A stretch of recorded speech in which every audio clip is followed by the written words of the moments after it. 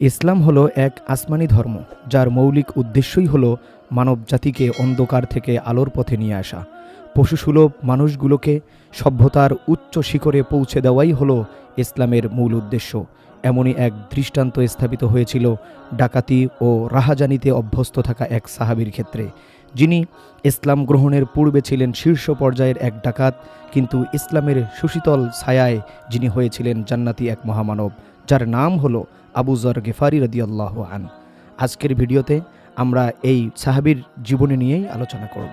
তার নাম হলো জুনদুব ইবনু জুনাদাহ, তবে আবু যর নামেই তিনি পরিচিত ছিলেন।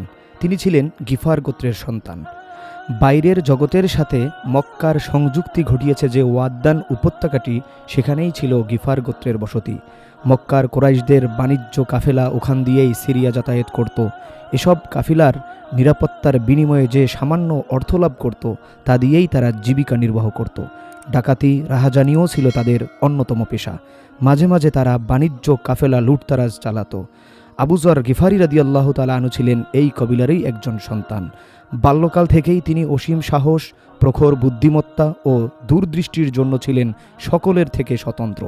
জাহিলি যুগের প্রথমে তার পেশাও ছিল রাহাজানি। গিফার গোত্রের একজন দুঃসাহসী ডাকাত হিসেবে তিনি খ্যাতি অর্জন করেছিলেন। তবে কিছুদিনের মধ্যেই তার জীবনে ঘটে গেল এক মহা বিপ্লব। তার গোত্রীয় লোকেরা এক আল্লাহ ছাড়া যে সকল মূর্তি পূজার ইবাদত করত, তাতে তিনি গভীর ব্যথা অনুভব করতে শুরু করেন। তিনি রাহাজানি পরিত্যাগ করে একাগ্র চিত্তে এক আল্লাহ তাআলার ইবাদতের দিকে ঝুঁকে পড়েন, যখন সমগ্র আরব দেশ গুমরাহির অতল গহ্বরে নিমজ্জিত ছিল। হযরত আবু মাশার বলেন, আবু যর গিফারি জাহিলি যুগেই মুওয়াহিদ তথা একাত্মবাদী ছিলেন। এক আল্লাহ ছাড়া অন্য কাউকে তিনি উপাস্য বলে বিশ্বাস করতেন না। অন্য কোনো মূর্তি বা দেবদেবীর পূজাও করতেন না। তার বিশ্বাসও আল্লাহর ইবাদত মানুষের কাছে পরিচিত ছিল। এ কারণেই যে ব্যক্তি সর্বপ্রথম রাসূলুল্লাহ সাল্লাল্লাহু আলাইহি ওয়াসাল্লামের আবির্ভাবের সংবাদ তাকে দিয়েছিল, তিনি বলেছিলেন, হে আবু যর, তোমার মতো মক্কায় এক ব্যক্তি লা ইলাহা ইল্লাল্লাহ বলে থাকে। হযরত ইবনে আব্বাস রাদিয়াল্লাহু তাআলা আনহু থেকে বর্ণিত, তিনি বলেন, মুহাম্মদ সাল্লাল্লাহু আলাইহি ওয়াসাল্লামের আবির্ভাবের সংবাদ যখন আবু যর গিফারি রাদিয়াল্লাহু আনহু এর কাছে পৌঁছালো, তখন তিনি তার ভাই উনাইসকে বললেন, তুমি এই উপত্যকায় যে ওই ব্যক্তি সম্পর্কে জেনে আসো যে ব্যক্তি নিজেকে নবী বলে দাবি করছেন, এবং তার কথাবার্তা মনোযোগ সহকারে শুনো এবং ফিরে এসে আমাকে সংবাদ দাও। তার ভাই উনাইস মক্কামুখী রওনা হয়ে ওই ব্যক্তির নিকট পৌঁছে তার কথাবার্তা মনোযোগ সহকারে শুনলেন। এরপর তিনি আবু যরের নিকট প্রত্যাবর্তন করে বললেন, আমি তাকে দেখেছি, তিনি উত্তম স্বভাব অবলম্বন করার জন্য লোকদেরকে নির্দেশ করেন, এবং তাকে এমন বাক্য কালাম আমি তাকে পাঠ করতে শুনেছি যা মানুষের রচিত বলে মনে হয় না। এতে আবু যর গিফারি রাদিয়াল্লাহু তাআলা আনহু বললেন, আমি যে উদ্দেশ্যে তোমাকে পাঠিয়েছিলাম সে বিষয়ে তুমি আমাকে সন্তোষজনক উত্তর দিতে পারলে না। আবু যর গিফারি রাদিয়াল্লাহু তাআলা আনহু নিজেই সফরের উদ্দেশ্যে যৎসামান্য পাথেয় সংগ্রহ করলেন এবং একটি ছোট্ট পানির মস্ক সহ মক্কায় উপস্থিত হলেন। মসজিদে হারামে প্রবেশ করে রাসূলুল্লাহ সাল্লাল্লাহু আলাইহি ওয়াসাল্লামকে তালাশ করতে লাগলেন। তিনি হযরত মুহাম্মদ মুস্তাফা সাল্লাল্লাহু আলাইহি ওয়াসাল্লামকে চিনতেন না, আবার কাউকে তার সম্পর্কে জিজ্ঞাসা করাও পছন্দ করলেন না।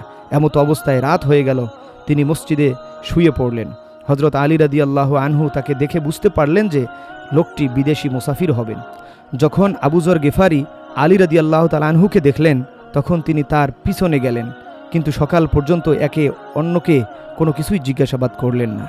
আবু যর গিফারি রাদিয়াল্লাহু আনহু পুনরায় তার পাথেয় ও মস্ক নিয়ে মসজিদে হারামের দিকে চলে গেলেন। এ দিনটি এমনইভাবে কেটে গেল, কিন্তু রাসূলুল্লাহ সাল্লাল্লাহু আলাইহি ওয়াসাল্লাম তাকে দেখতে পেলেন না। সন্ধ্যা ঘনিয়ে এলো। আবু যর গিফারি রাদিয়াল্লাহু আনহু পূর্বের দিনের ন্যায় শোয়ার জায়গায় আবারও ফিরে আসলেন। তখন আলী রাদিয়াল্লাহু তাআলা আনহু তার পাশ দিয়ে যাচ্ছিলেন। তিনি বললেন, এখনও কি মুসাফির ব্যক্তির গন্তব্য স্থানের সন্ধান লাভের সময় হয়নি? সে এখনও কি এ জায়গায় অবস্থান করছে? এই কথা বলে হযরত আলী রাদিয়াল্লাহু তাআলা আনহু আবু যর গিফারিকে সঙ্গে করে নিয়ে গেলেন।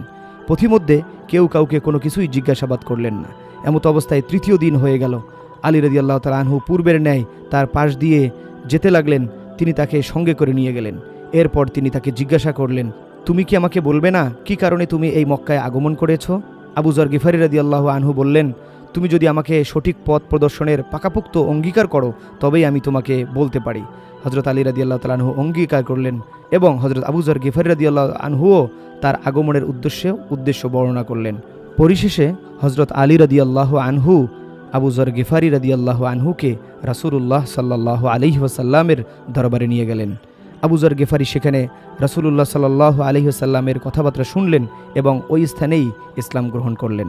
রাসূলুল্লাহ সাল্লাল্লাহু আলাইহি ওয়াসাল্লাম বললেন, তুমি তোমার স্বগোত্রে ফিরে যাও এবং আমার নির্দেশ না পৌঁছা পর্যন্ত আমার ব্যাপারে তাদেরকে অবহিত করবে না। আবু যর গিফারী রাদিয়াল্লাহু আনহু তিনি আবেগ ঘন কণ্ঠে বললেন, আল্লাহর কসম, আমি আমার ইসলাম গ্রহণের ব্যাপারে মুশরিকদের সম্মুখে উচ্চস্বরে ঘোষণা করব। এই বলে তিনি বেরিয়ে পড়লেন ও মসজিদে হারামে গিয়ে উপস্থিত হলেন এবং উচ্চ কণ্ঠে ঘোষণা করলেন, আশহাদু আল্লা ইলাহা ইল্লাল্লাহু আশহাদু আন্না মুহাম্মাদার রাসূলুল্লাহ। আবু যর গিফারী রাদিয়াল্লাহু আনহুর মুখে এই কালিমার বাক্য শুনেই মুশরিকরা তার উপর উত্তেজিত হয়ে গেল এবং তার উপর ঝাঁপিয়ে পড়ল এবং বেধড়ক প্রহার করতে শুরু করল। এক পর্যায়ে আবু যর গিফারী মাটিতে লুটিয়ে পড়লেন। এমন সময় হজরত আব্বাস রাদিয়াল্লাহু তাআলা আনহু এসে তাকে আগলিয়ে রাখলেন এবং বললেন, হে কুরাইশ সম্প্রদায়, তোমাদের বিপর্যয় অনিবার্য। কেননা তোমরা কি জানো না এ লোকটি গিফার গোত্রের, আর তোমাদের ব্যবসায়ী দলগুলো গিফার গোত্রের নিকট দিয়েই সিরিয়া যাতায়াত করতে থাকে। এ কথা বলে তিনি তাদের হাত থেকে আবু যর গিফারীকে রক্ষা করলেন। পরদিন সকালে আবু যর গিফারী অনুরূপভাবে আবারও সকলের সম্মুখে কালেমার বাণী ধ্বনি উচ্চারণ করতে লাগলেন। আবারও কাফেররা তাকে বেদম প্রহার শুরু করে দিল। আব্বাস রাদিয়াল্লাহু তাআলা আনহু এসে আজও তাকে কোনোভাবে রক্ষা করলেন। পরিশেষে মহানবী সাল্লাল্লাহু আলাইহি ওয়াসাল্লাম আবু যরকে তার স্বগোত্রে ফিরে যাওয়ার আদেশ করলেন এবং আরও নির্দেশনা দিলেন যে তুমি গিয়ে তোমার গোত্রের মধ্যে ইসলাম প্রচার শুরু করে দাও।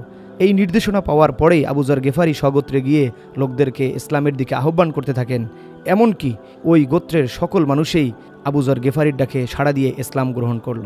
কেননা আবু যর গিফারী সেই গোত্রের একজন সম্মানিত ও প্রভাবশালী ব্যক্তি ছিলেন।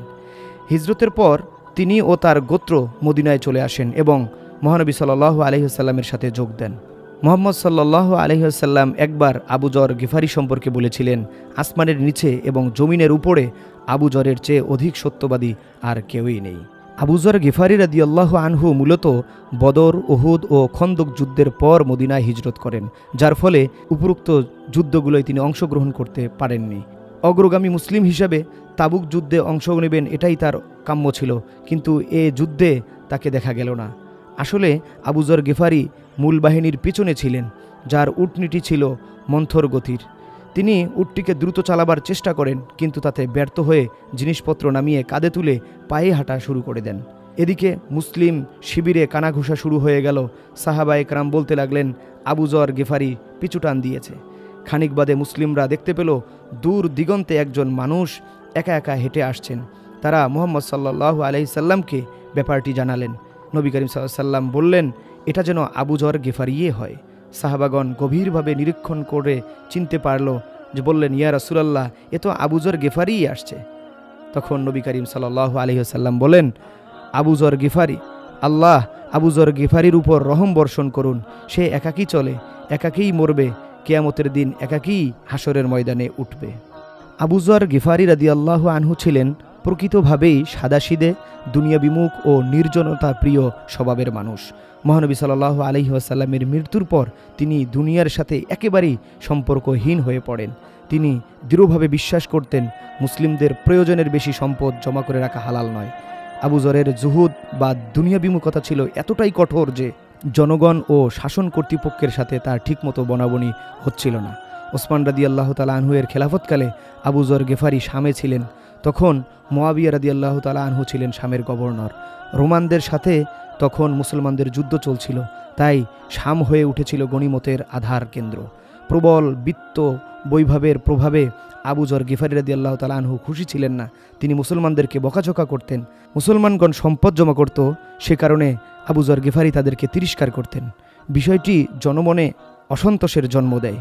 তাদের বক্তব্য ছিল, জাকাত দেওয়ার পর ওই সম্পদ চাইলে জমা করে রাখা যাবে, ইসলাম এর অনুমতি ঠিকই দিয়েছে। তাই গভর্নর মুয়াবিয়া রাদিয়াল্লাহু আনহু খলিফা ওসমানকে চিঠি দিয়ে আবু যরের ব্যাপারে অভিযোগ করে জানালেন, তার জন্য শামের স্বাভাবিক জীবনে বিঘ্নতা ঘটছে। ওসমান রাদিয়াল্লাহু তাআলা আনহু তখন আবু যরকে মদিনায় ফিরে আসতে বলেন। আবু যর গিফারী রাদিয়াল্লাহু আনহু শাম ত্যাগ করে মদিনায় ফিরে এলেন। ওসমান রাদিয়াল্লাহু তাআলা আনহু বললেন, আপনি আমার কাছে থাকুন, দুগ্ধবর্তী উটনি প্রতিদিন সকাল সন্ধ্যায় আপনার দরজায় হাজির করা হবে। জবাবে আবু যর গিফারি বলেন, আপনার এ দুনিয়ার কোনো প্রয়োজন আমার নেই।